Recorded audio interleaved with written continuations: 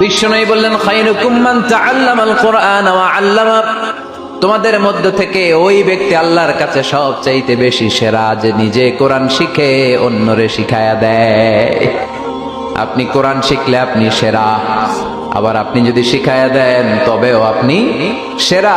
এজন্য কোরআন শিখানোর চেয়ে শ্রেষ্ঠ কাজ হয় না। আপনি যদি কাউরে শুধু সূরা ফাতিহাটা শিখান, কোন সূরা, ওই লোক যতবার জীবনে সূরা ফাতিহা পড়বে তার একটা পার্সেন্টেজ সওয়াব আমলনামায় আপনার আছে না নাই?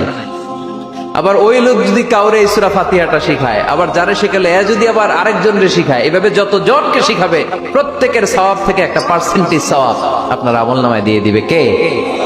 এজন্য কোরআন শিখবো, শিখাবো, শিখবো, শিখাবো। যারা কোরআন জানি না, কোরআন জেনে মরবো, no excuse will be granted that day. সেদিন কোনো অজুহাত আল্লাহ গ্রহণ করবে না। সব পারো, কোরআন পারো না কেন? সবই তো